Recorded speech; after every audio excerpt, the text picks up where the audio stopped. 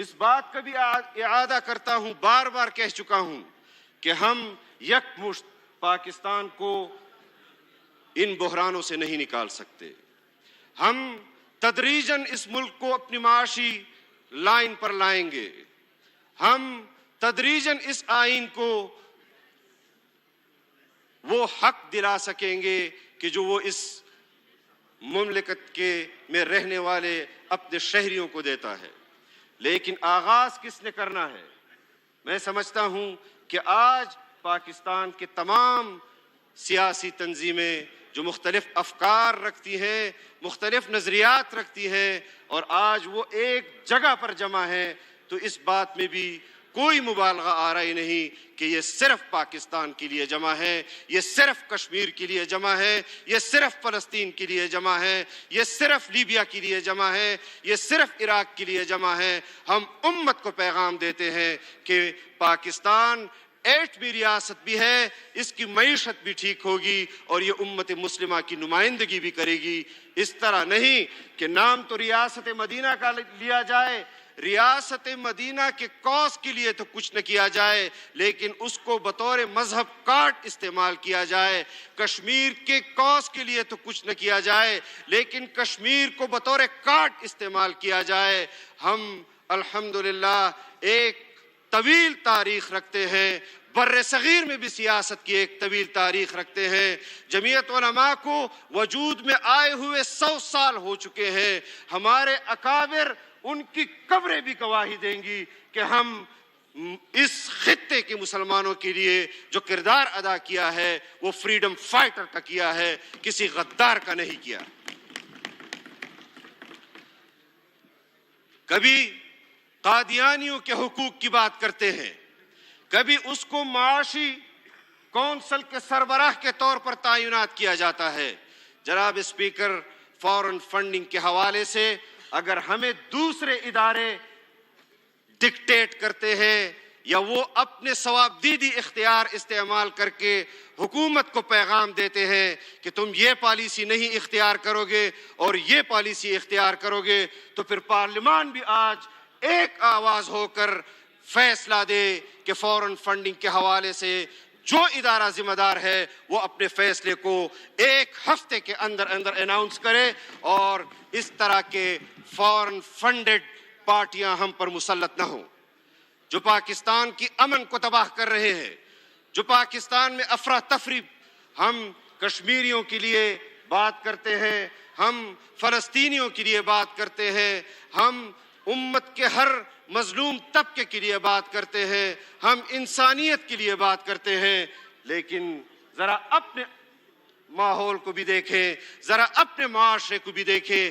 آج آپ کا قبائل آپ سے ناراض ہے، آج آپ کا بلوچستان آپ سے ناراض ہے، آج آپ کا مظلوم مفلس تھرپارکر میں رہنے والا شہری آپ سے ناراض ہے۔ آج آپ کو یہ فیصلہ کرنا ہوگا کہ ہم نے اپنی قوم کے اندر جن شہریوں کو ریاست سے گریونسز ہیں اس کو فی الفور ایڈریس کیا جائے، ان کو مین سٹریم میں لایا جائے، ان کو موقع دیا جائے کہ وہ پاکستان کی ترقی میں، پاکستان کی امن میں آپ کے سامنے آپ کے شانہ بشانہ کھڑا ہو۔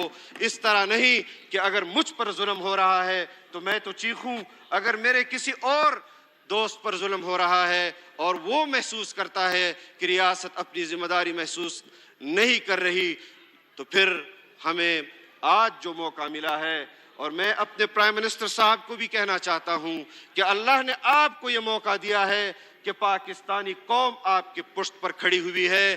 آپ ہمت کریں، جس طرح آپ نے معیشت کے حوالے سے قوم کو ایک امید دلائی ہے، آپ ان چیزوں کو جو آئین پاکستان ہمیں دیتا ہے، جو اسلام ہمیں دیتا ہے، اس کے لیے بھی اس پارلیمان کی تائید حاصل کر کے وہ تمام سہولتیں اس قوم کو آپ کو دینی چاہیے، ان کو مین سٹریم میں لانا چاہیے، ان کو تعلیم بھی دینی چاہیے، ان کو پانی بھی دینا چاہیے، ان کو علاج بھی دینا چاہیے، ان کو امن بھی دینا چاہیے، ان کی معیشت بھی ٹھیک کرنی چاہیے۔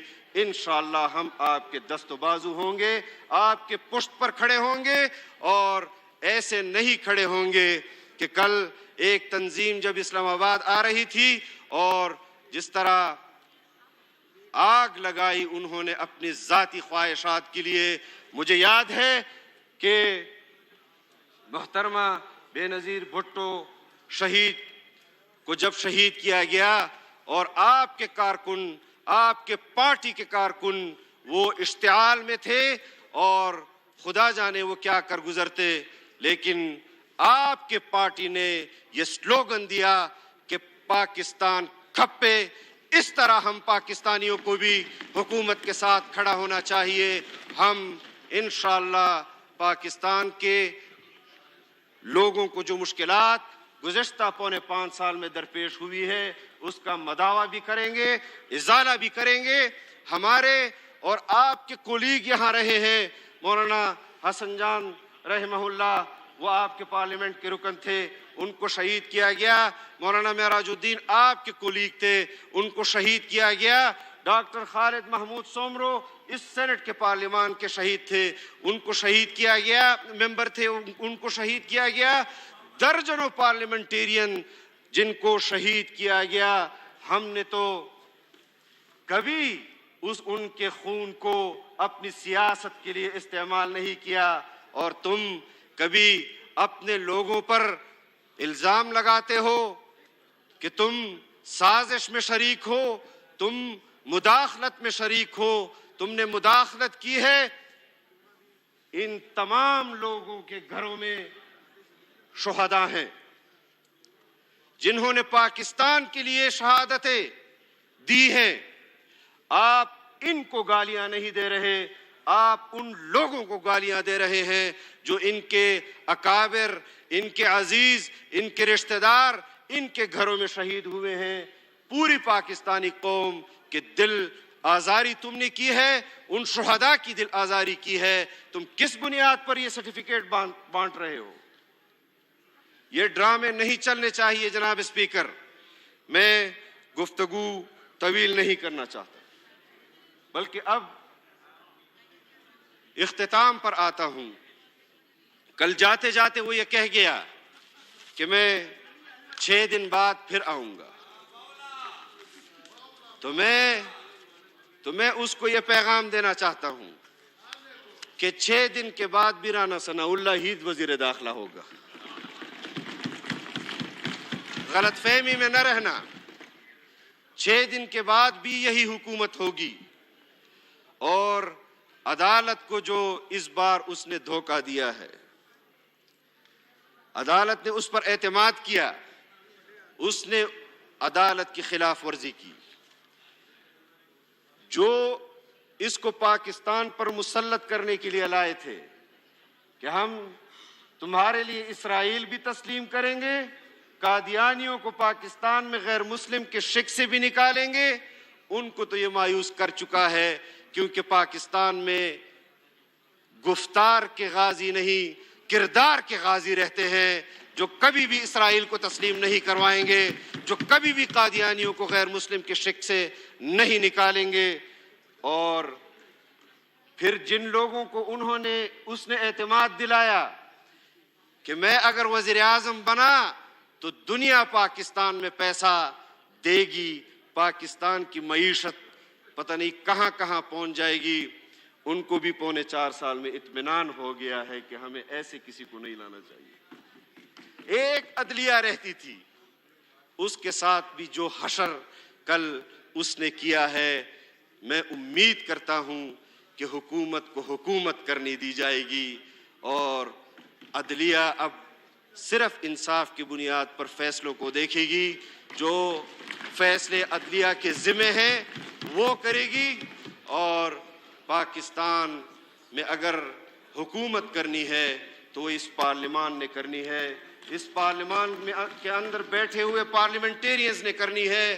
اور یہ وہی حکومت ہوگی جو عوام کی نمائندہ حکومت ہوگی. میں کسی کی دل آزاری نہیں کرنا چاہتا، لیکن میں اتنا بتا دینا چاہتا ہوں کہ مجھے اور پاکستان کی کسی بھی حکومت کو اب شف کی پالیسی نہیں، رفتالو کی پالیسی اختیار کرنی ہوگی اور کلیئر کٹ میسج دینا ہوگا کہ ہم ریٹ آف اسٹیٹ کو ہر جگہ برقرار رکھیں گے.